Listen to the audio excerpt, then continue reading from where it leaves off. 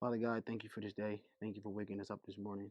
We ask that you give Pam the strength and the courage to tell her story in full. We ask that her story penetrates the ears of those who are going through domestic violence abuse. Allow her story to give those people, those victims, the strength to get out of their situation. Give them the strength and the courage to speak up. And we ask that her story penetrates the ears of those who are unaware of domestic violence. And we ask that you bless them and have them more aware, uh, give them more compassion, and give them more seriousness toward this issue that needs to be talked about more. And we ask that her story reaches millions and millions of domestic violence victims and sets them free. Amen. Amen. How you doing? I'm good. You good? You nervous? A little bit. A little bit? It's all good though. You here? I'm glad you're here. You strong. You changed my life, and your story is going to change like many lives. I'm confident that. So let's start with the beginning. March 7th, 424. I remember I came into work, call came in over radio, shots fired in the city. I'm driving down Walnut Street. My colleague comes over the radio screaming, saying that a female victim was shot in the face. Immediately, I was angry because women and children are supposed to be our most protected people in the world. So on my way there, we learned more information over the radio that it was domestic violence related. That made me angry and scared as well, because it's like, if someone can do this in front of his kids to the woman that he loves in broad daylight, what is the mindset you think he has when the officer approaches him to arrest him for these crimes? I'm like, man, it's really about to go down if I'm the officer that responds there and I have to arrest him, or if I stop him during a car stop or whatever, you know what I mean? So I was scared in that moment. So I get to your house, I see you sitting in your van, I see 3 bullet holes through the front windshield of your van on the driver's side. And you could tell it was from close proximity because the bullet holes were real close. My heart was torn. The kid's crying. I see you fighting for your life. The ambulance are rushing to you. And from that moment, I became upset because before that transition between you being in your van and you being in the ambulance, we learned that he took his own life. And that made me upset because our radios were up when that happened. And your kids had to hear that. Oh, I'm in the front of the ambulance. I'm watching you fight for your life. I hear you grunting as they're trying to work on you in the back of the ambulance. I watched them put you on a stretcher, pull you in to the hospital, strip your clothes down, put you on the hospital bed, working on you. And I'm just praying for you like the entire time. Like, Lord, please allow this woman to make it. Even though I had all those emotions, it kind of brought me back to this point right here. Domestic violence is real. Domestic violence is something that needs to be talked about. 1 in 3 women have experienced some form of domestic abuse from an intimate partner. Statistics also say that on average, 20 people per minute suffers from some type of physical abuse by an intimate partner.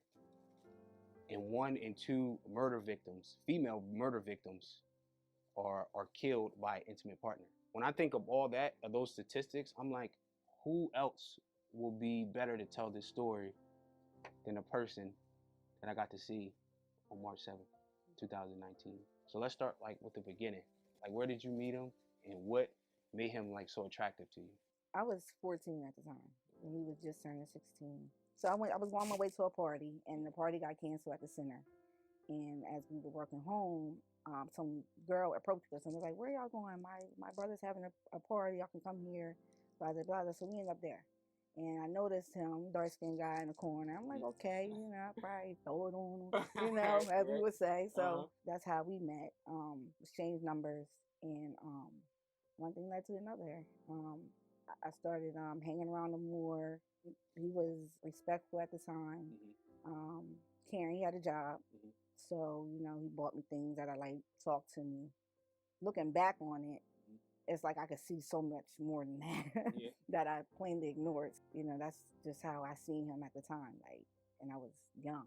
How many kids did y'all have together? We have 4. 4 kids? We have 4 beautiful kids. 3 girls, 1 boy. Yeah, beautiful, beautiful children. So did you plan on like marrying him? Did you think like, yeah, this is the man I want to be with for the rest of my life? Not right at that moment. Uh-huh. You know what I'm saying? Because like I said, we were young. So it was more of a I'm glad I got a boyfriend. Yeah. Type of thing. Okay, now I got somebody to hang out with and, brag. I'm 14. But later on down the line, after I had our first child, I want to say second, I did want to get married. Okay. I did see, only because that's what I knew was right thing to do. During the course of your relationship, like what time did you start to notice like the red flags? When we had a child, we got into an argument, and I told him again, like, we have this baby to raise. You can't step out. You can't just go as you please. Like, we have to raise this child.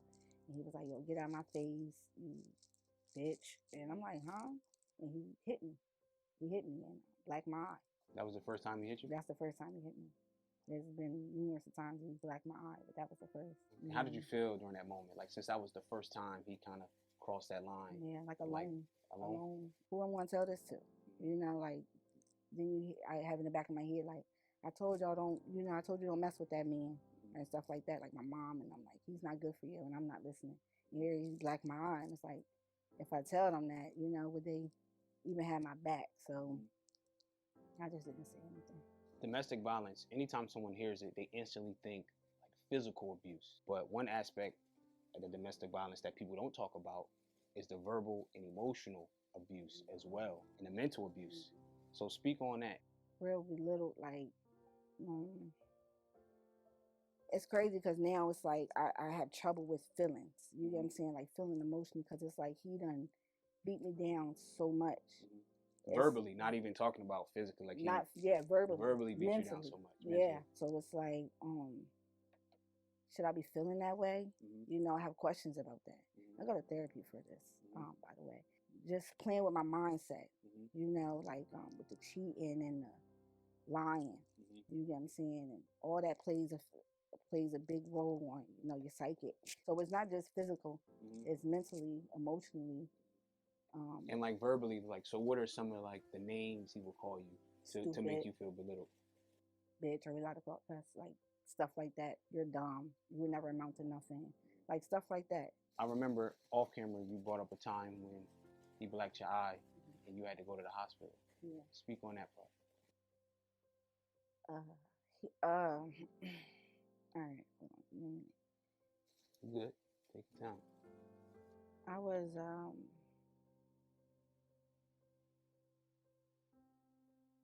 he had a way of taking advantage of me, And it's crazy because yesterday me and my boyfriend, was talking about this, about getting taken advantage of. And he used to take advantage of me to the point where, against my will, he used to like make me do things, that I didn't want to do. And if I told him no, he would put his hands on me, pull my hair, smack me. One time, we had an argument. I forgot what about. And I don't really remember all the details, but I do remember when in the midst of the argument, he pushed me on the ground and he stomped me. He stomped me. And I remember thinking, like, if this man loves me, or if I'm supposed to be so special to him, why would he hit me like I'm somebody, like a man on the streets? Like, why would he do that? And I'm crying for help, and he's trying to stop me from getting away. So he blocks me into the room. So I'm in the room, and he's like holding me, and I'm screaming and just holding me. And I remember falling asleep or waking up. And I look over, and I noticed that he was asleep. He was asleep. So that was my time. I just heard something in my head say, get out now. So I tiptoe out the room, and I go in the bathroom, act like I was getting in the shower.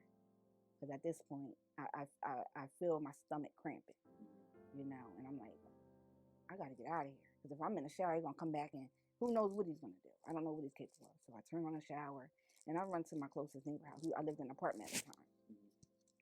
And I said, just call the cops. That's all I could tell him. Banging on the door, like, call the cops right now. Because the way he hit me, the way he beat me, I'm just like, this is not normal. That's probably one of the biggest fights we had. I'm not even going to say fights, but that's probably the biggest moments that we had when he put his hands on me. And I remember, I was pregnant. and I ended up losing the baby. Wow. I actually had a miscarriage. So sorry to hear that. Your strength and your courage to even talk about that is something that's definitely honorable. The fact that you shared that, somebody's going to see that, and they're going to be like, "Man, I went through the same thing. I thought I was alone. I thought it was just me."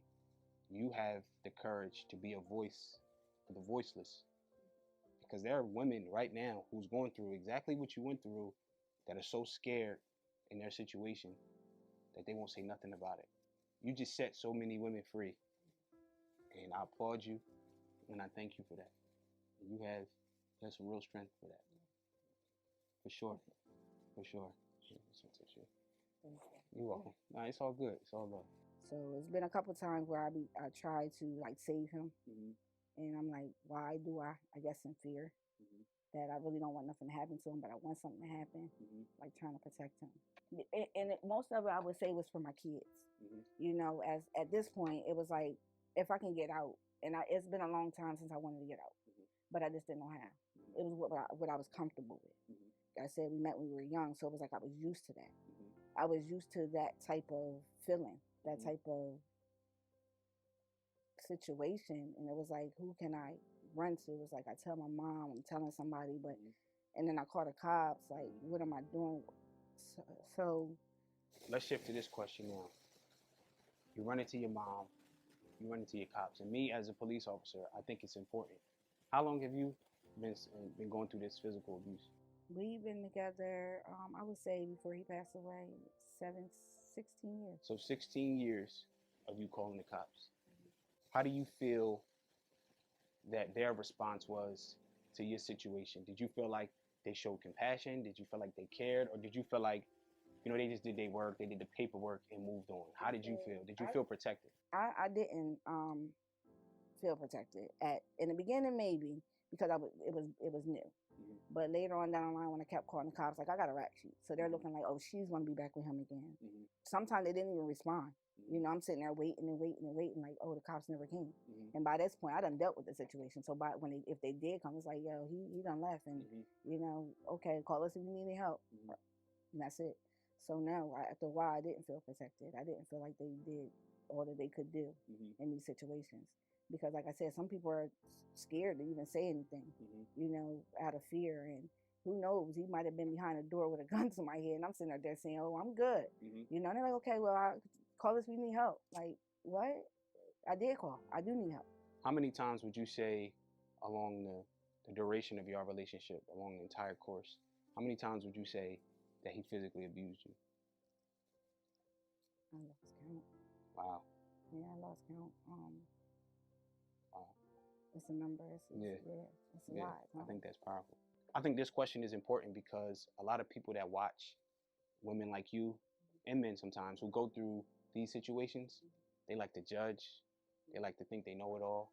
They like to say, oh, you stayed with that man? I would have left. But none of those people have never been in your situation, have never dealt with physical abuse, domestic violence.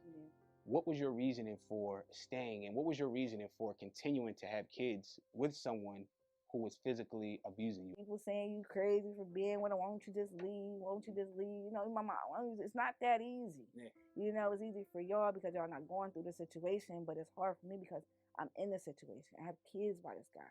It's not all bad, but it's not all good either. And I feel like I can make this thing work. I'm gonna make it work. But they're in the outside looking in, so it's easier for them to say. It's like it was comfortable. This is what it was. This is my kid's father. You get what I'm saying? I don't want to be left alone with children, raising children on my own. And then I had like a fear that if I do leave him, who would want me with kids, or would I find someone else? Or can I do this on my own? This is what I was used to for 16 years. And I prayed. I went to church and I got on my knees and I prayed. I'm like, yo, you got to help me out this situation, And I never did that before. Like, go to the altar and really pray. And then from that point on, God showed me, like, he just made me this happy spirit. And I'm laughing and I'm giggling and I'm just like not even worrying, just living life. Right. And he prepared me for that day. Right. Let's talk about March 7th. That day.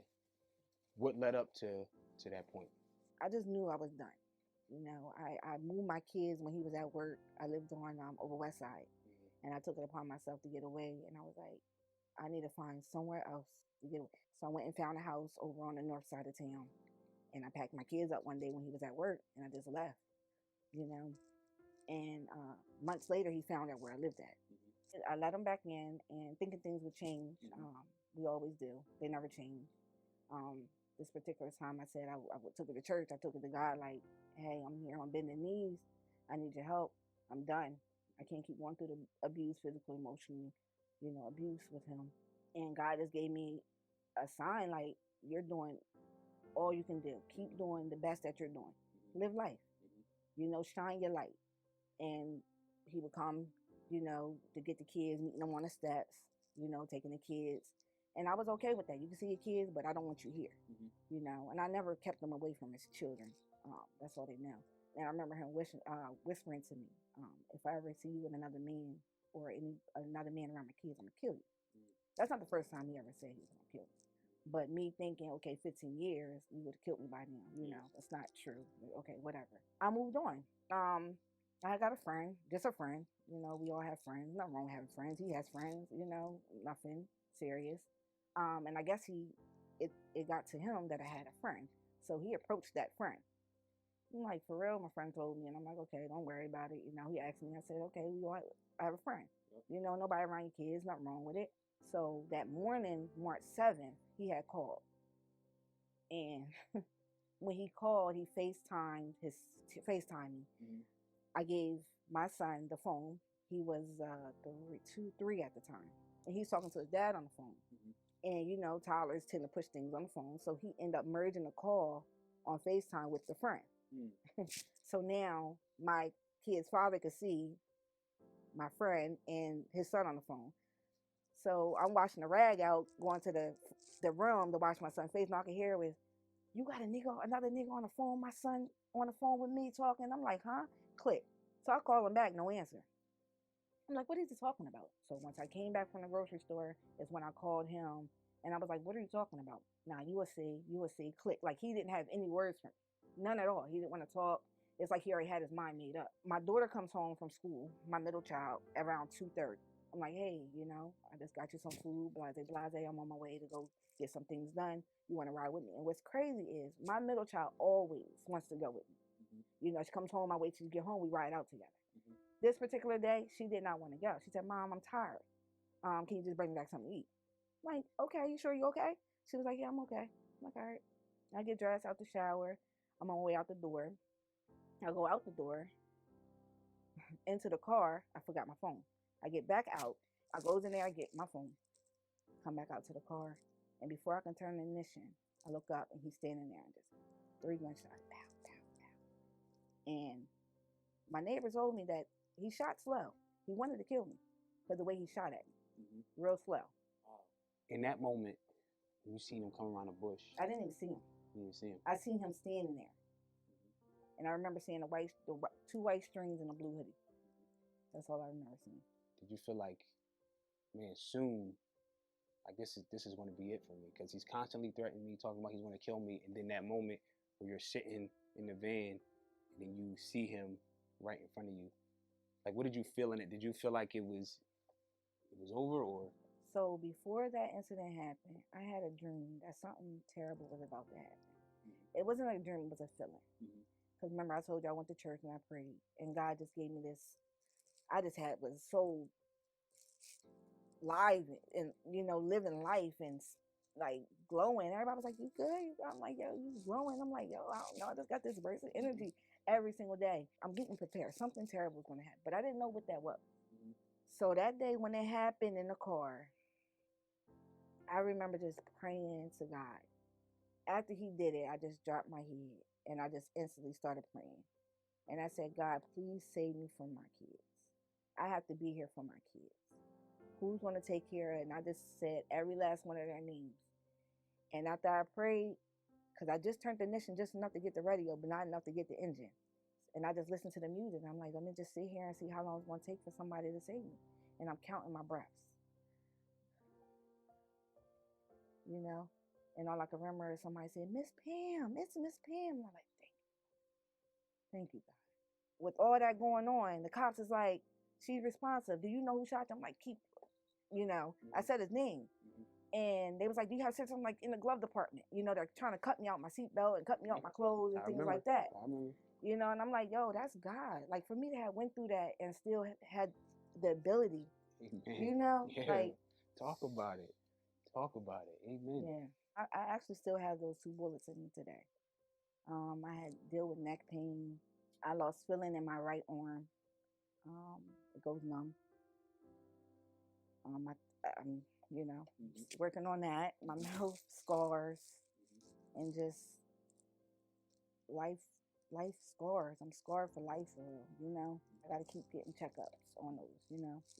I almost lost my life for real because one of the bullets is like enlarged in between my spine to the point where if I would have moved or if it would have went just an inch more, I would have lost it. I would have been done. Wow. Yeah. One thing that gave me life, as I was praying for you, majority of the times when I went to shooting victims, when the doctor comes back and says, they're on a machine, something is breathing for them. A lot of those times, in my personal experience, it's like a 50-50 chance. They don't make it, they do make it. I remember your mom coming in, crying. We prayed for her. I remember the doctor came in. He said, what happened to you? And he said to your mom, but she's breathing on her own. When that doctor said, but she's breathing on her own, she's not hooked up to no machines, nothing's breathing for her, she's breathing on her own. Wow. My prayers, I felt it. I'm like, oh, she's going to be good. Yeah, a lot she's going to be good. And I was like, wow. It's a tough question.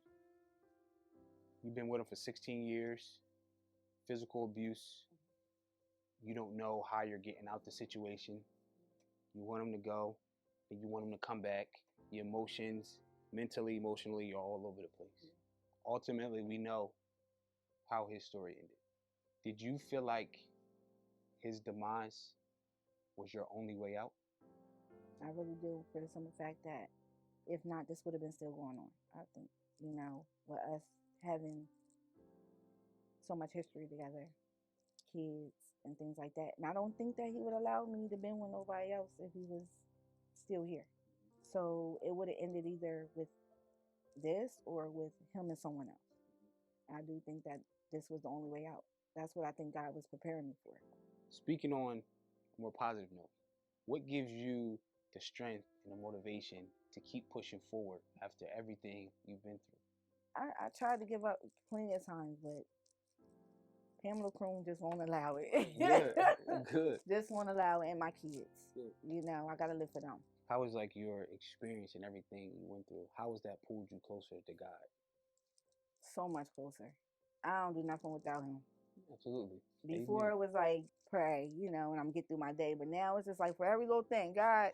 And it's crazy because he really makes it happen. Right. It's like the other day I'm in my kitchen, like, God, please, and then right then and there, I'm like, oh, okay, thank you, Absolutely. But I don't do nothing without praying and just believing and just walking by faith. Everything that you went through, painful, scars, everything, but understand that there is victory on the other side of your sacrifice. Yeah.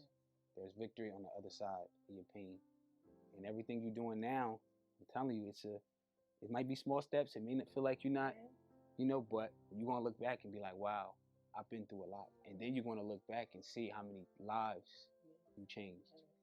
So everything that went on in your relationship, physical abuse, emotional abuse, verbal abuse, how was that dictated how you are moving forward in your relationships with other people? Oh, I'm moving forward. I'm aware. You're aware? And so it's not easy, because I'm still dealing with myself, being a better woman for me, as well as my kids, So in relationships, I'm just not allowing anybody to take advantage of me anymore. And to, say what it is that I want, say, because at the end of the day, it's about me, it's my life. So I'm just learning, and it's like a life lesson for real, like to actually get out of it and still have the ability to move forward, move on. It's like, wow. So how are your kids dealing with everything? They're dealing. I think it's good because they see their mom is strong with it. So we're just dealing with it how we deal with it. I know they have a lot of feelings, of course, but we dealing with it. And it's crazy because, like I said, they had just started a YouTube, Okay. and they're actually talking about their perspective about what they've seen. Mhm. So I want to give a shout out to my kids, KJ Kennedy and Kaija and Kayanas, who has a YouTube. It's called Kaija and Kayana. So somebody right now is going through exactly what you went through already. You can look that person in the eyes, or look anybody in the eyes who's going through domestic violence abuse. What would you tell them? I would have told them be strong. Be strong. Communicate. Get as many people involved as you can. Even though you don't have help here, you might have help there. That was my situation. Like that was my thing. Like, cause one closed me out, I think that all of them would close me out, and I dealt with it on my own. But if I had reached out and reached out and reached out, maybe somebody would have helped me get out of there. Pray, of course. It's so hard. Yeah. It's so hard, especially when somebody you love and you think, oh, it's gonna work. But just seek help. They say counseling, but I didn't seek counseling. That was one of the things we would go through. But if counseling or somebody just talk about it, because it's a lot of it is about things that y'all just don't patch up. Right. You know what I'm saying? Stuff that happened in y'all's relationship that needs, some assistance with. So just talk about it, seek help, stay strong, and pray. Absolutely.